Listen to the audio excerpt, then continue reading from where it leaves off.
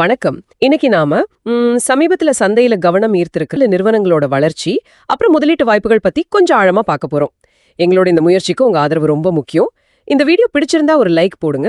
அது எங்களுக்கு இன்னும் நிறைய விஷயங்கள் பண்ண ஒரு எனர்ஜி கொடுக்கும். சரி, வாங்க ஆரம்பிக்கலாமா? முதல்ல செனோரஸ் பார்மசூட்டிகல்ஸ். இது 2017 அகமதாபாத்ல ஆரம்பிச்ச கம்பெனி. இவங்க ஜெனரிக்ஸ், ஏபிஐஸ், இன்ஜெக்டபிள்ஸ் இதெல்லாம் தயாரிக்கிறாங்க. யுஎஸ், கனடா, யூகே மாதிரி ரெகுலேட்டட் மார்க்கெட்ஸ்லயும் மற்ற வளரும் சந்தைகள்லயும் பிசினஸ் பண்றாங்க. போன ஃபினான்ஷியல் இயர், அதாவது FY25ல இவங்களோட ரெவென்யூ 398 கோடி இருந்திருக்கு. இது ஆகிய வருஷத்தை விட 86% அதிகம். ஆமா, ரெவென்யூ மட்டும் இல்ல, நெட் ப்ராஃபிட்டும் அதே மாதிரி 58.6 கோடி, அதுவும் 86% வளர்ச்சி. அப்படியா? Q4 FY25 கூட நல்லா பண்ணிருக்காங்க இல்லையா? ரெவென்யூ 114 கோடி, ப்ராஃபிட் 17.8 கோடி, QOQ வளர்ச்சியும் நல்லா இருக்கு. இங்க ஒரு சுவாரஸ்யமான விஷயம் என்னன்னா, டிசம்பர் 2024ல உங்களோட IPO அது பாத்தீங்கன்னா 13.88 மடங்கு சப்ஸ்கிரைப் ஆச்சு. ஓஹோ. ஆமா, IPO விலை 350 ரூபா. ஆனா லிஸ்ட் ஆனது 545 ரூபாய்க்கு. இப்போ மார்க்கெட் கேப் 2473 கோடி கிட்ட இருக்கு. பி ரேஷியோ பாத்தீங்கன்னா 42.23. இது இண்டஸ்ட்ரி ஆவரேஜ் விட கொஞ்சம் அதிகம் தான். அப்படியா?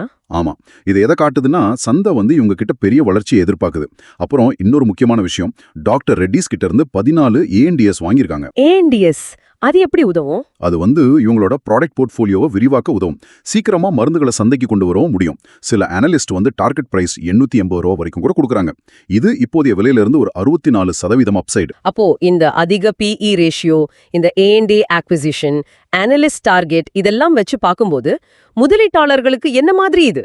அதாவது நீண்ட காலத்துல வளர்ச்சி வாய்ப்பு நல்லா இருக்குன்னு தெரியுது. ஆனா இப்போதைய வேல்யூவேஷன் கொஞ்சம் யோசிக்க வைக்குது. ஜாக்கிரதையா இருக்கணும். நீண்ட கால முதலீட்டாளர்கள் இதை ஒரு மாடரேட் பை ஆக கருதலாம். கொஞ்சம் பொறுமையா அணுகணும். புரியுது. சரி, ஃபார்மால இருந்து கொஞ்சம் இன்ஃப்ராஸ்ட்ரக்சர் பக்கம் போலாமா? அடுத்ததா டிரான்ஸ்ரேல் லைட்டிங். ஆமா, டிரான்ஸ்ரேல் லைட்டிங். இவங்க பவர் டிரான்ஸ்மிஷன் லைன்ஸ், அது சம்பந்தமான இன்ஃப்ராஸ்ட்ரக்சர் துறையில இருக்காங்க. இவங்க IPO பத்தி என்ன சொல்றீங்க? இவங்களோட IPOவும் சொல்லப்போனா பெரிய வரவேற்பு பெற்றுச்சு. 80.7 மடங்கு சப்ஸ்கிரைப் ஆயிருக்கு. 80 மடங்கா? ஆமா, IPO மூலமா 839 கோடி திரட்டிருக்காங்க. இன்ஃப்ராஸ்ட்ரக்சர் துறைக்கு இப்போ நல்ல ஃபோக்கஸ் இருக்கு இல்லையா? கரெக்ட். அதனால இவங்களுக்கு ஆர்டர் புக் நல்ல வலுவா இருக்குன்னு நாம எதிர்பார்க்கலாம். வேல்யூவேஷன் பார்த்தா இவங்க செக்டர் ஆவரேஜுக்கு பக்கத்துல ஒரு ஹப்லி, அதாவது ரீசனபிளா தெரியுது. அப்போ இவங்களுக்கு என்ன ரெக்கமெண்டேஷன்? இன்ஃப்ராஸ்ட்ரக்சர் துறையோட எதிர்காலத்தை மனசுல வச்சு பார்க்கும்போது நடுத்தர கால முதலீடாளர்களுக்கு இது ஒரு பை வாய்ப்பா இருக்கலாம்னு தோணுது. சரி, அடுத்த நிறுவனம் மமதா மிஷனரி. பேக்கேஜிங் மிஷனரி தயாரிக்கிறாங்க. இவங்களோட IPO சப்ஸ்கிரிப்ஷன் பத்தி நீங்க என்ன நினைக்கிறீங்க?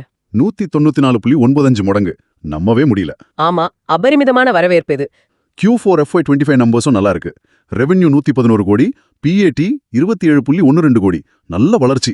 ஆனா இந்த மாதிரி மிகப்பெரிய சப்ஸ்கிரிப்ஷன், இந்த 100% மேல பிரீமியம், இதெல்லாம் என்ன காட்டுதுன்னா, சந்தை இவங்க மேல ரொம்ப ரொம்ப பெரிய எதிர்பார்ப்பு வச்சிருக்கு.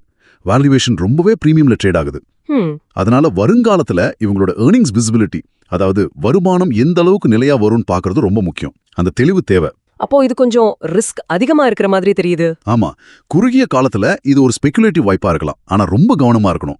ஒரு காஷியஸ் பைன்னு சொல்லலாம். இதை ரிஸ்க் எடுக்க விரும்புறவங்க பார்க்கலாம். ஓகே, இப்போ சுருக்காம பாத்திரலாம்.